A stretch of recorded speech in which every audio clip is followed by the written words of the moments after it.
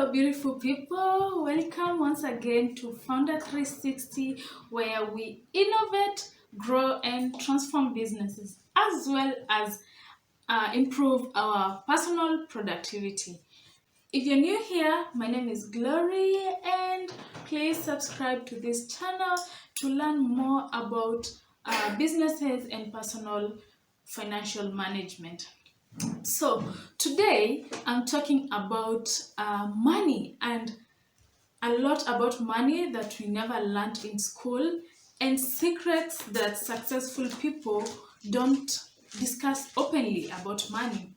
Secret number one about money is have multiple sources of income. In today's world, we've all experienced the effect of the pandemic, and we all know that one source of income is so close to none. Anything can happen and you can easily lose that source of income. If it's employment and that is your only source of income, can you imagine what will happen once you lose that job? So it's very, very important to have at least a diverse pool that brings you money, such that if source A fails, you can depend on source B. So have multiple sources of income. Point number two is savings. Savings are so underrated, and I don't understand why this was never taught in school. And by savings, I don't mean keeping money somewhere in a bank or in a fixed deposit account that doesn't earn you anything. Just go shopping around. I know here in Kenya there are banks that can earn you very good interest, and you don't have to, it doesn't have to be a fixed account situation. As long as you have maybe a minimum balance, you can always get interest from your savings. And also, another important thing you need to understand about savings is that savings can come in terms of uncertainties. And the best, if you ask me how much is a good amount of savings, I would say try and meet probably your half-year expenses and have them saved somewhere in a bank or an investment that you can easily access, and you're safe, you're secure, you're prepared for anything. So save at least 6 months of your expenses, so that in the event that something happens, something unexpected, job loss, sickness, or anything comes into place, the pandemic, you're able to take care of yourself and your loved ones. Point number three, which is very, very, very critical, is understanding inflation.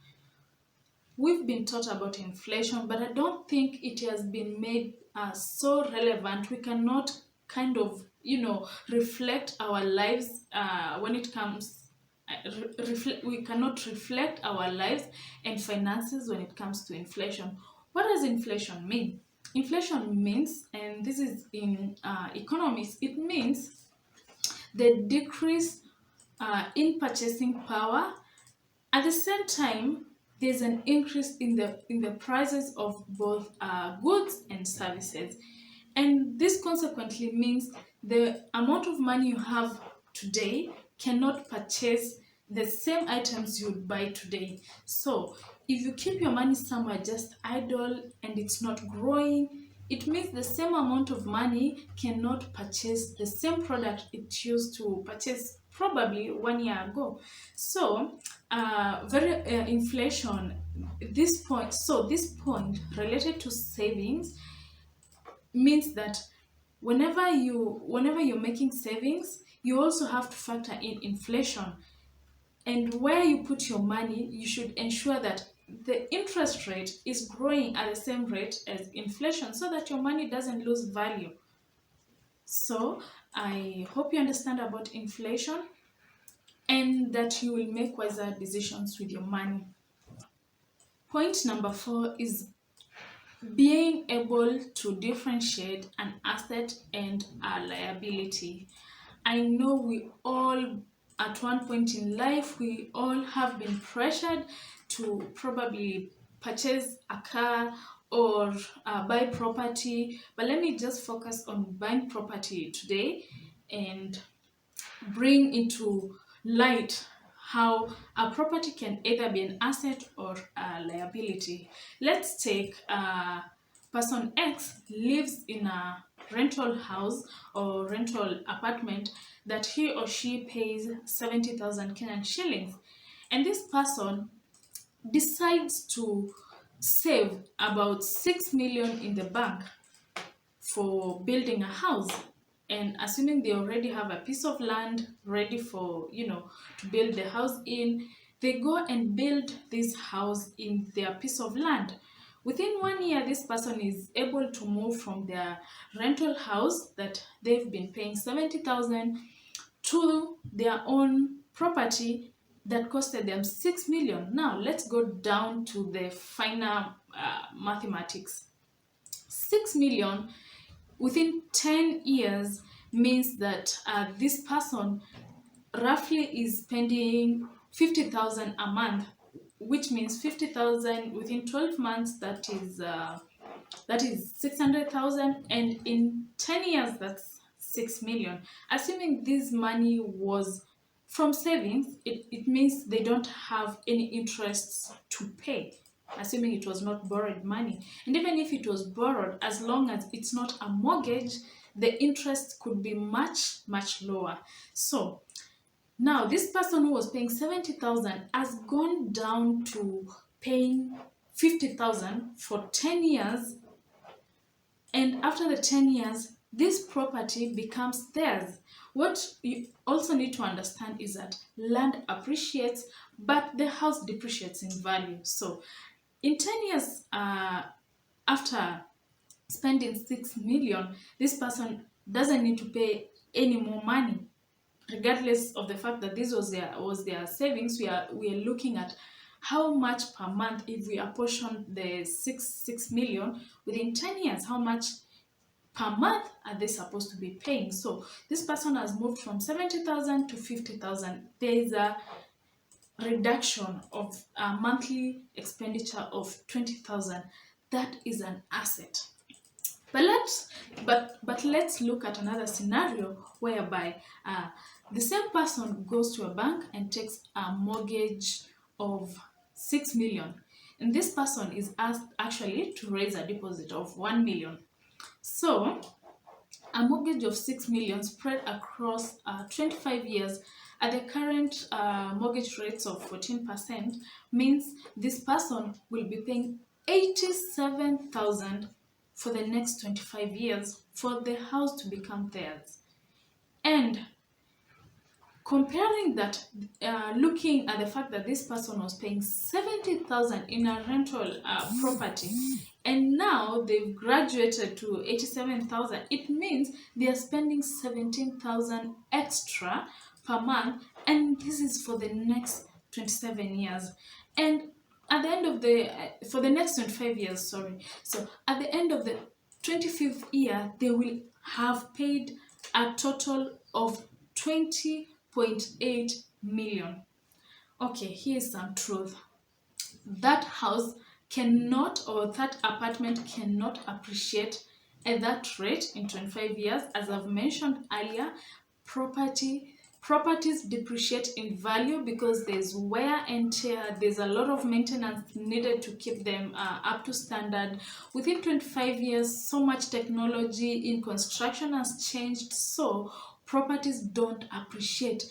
However, the land could appreciate, but this is just hoping that the land could appreciate to that value.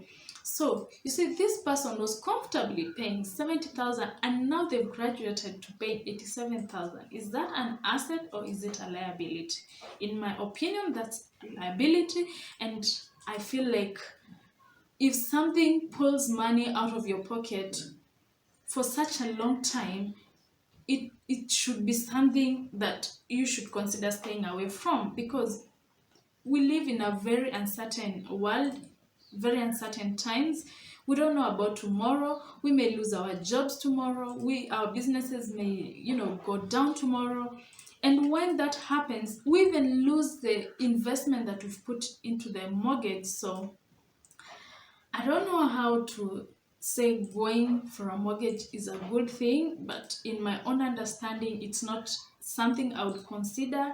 And I hope once you're at that point in life where you want to invest into property, you sit down and do those calculations and protect yourself from being enslaved into something that you could have stayed away from. The next point is invest early.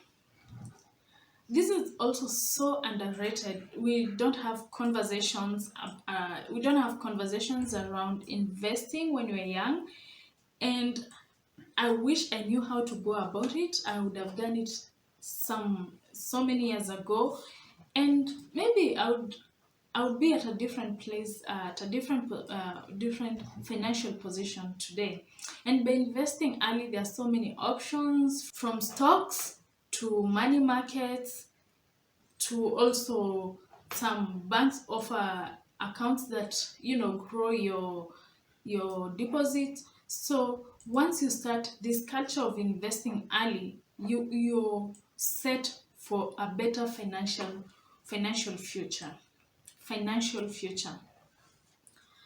My sixth point is spend money in areas or items that grow you or develop you. For example, spend money in education, because that education could give you knowledge that will help you secure a job, but not necessarily employment. It can help you, it can give you skills that can help you set up a business or just start something that makes you or gives you financial freedom.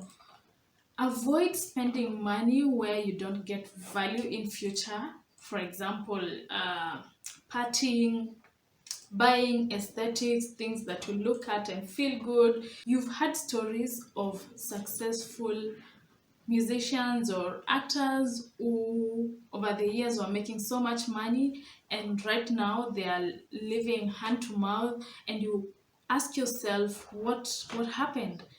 In most cases, you'll find they spent their money in things or areas that didn't grow them or didn't secure their financial future. So always be very careful where you take your money. Ensure that your money goes into something that tomorrow promises you a better future financially. And my final point is start planning for your retirement early. This doesn't mean you retire early, no. What I'm saying is, as soon as you're able to, start earning, then start planning for your retirement and think of yourself at probably 60. What will be your source of income? Where will you be living? We've seen most of our parents working all their years, and once the retirement comes in, they have to go back to the village. They have nothing to go back to. They've not secured a life after retirement, and some sink into depression.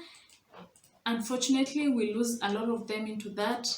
And also putting in mind that this is a very delicate age group that is mostly characterized by sicknesses.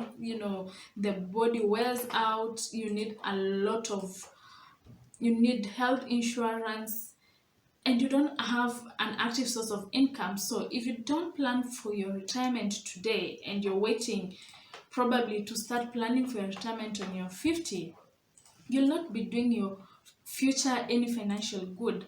So it's very, very important to start thinking about your retirement as soon as now. Look at products that can help you, save money or invest in products or stock or any kind of investment that can help you, that can cushion your future once you've retired. So it's very, very important to think about your retirement as soon as now.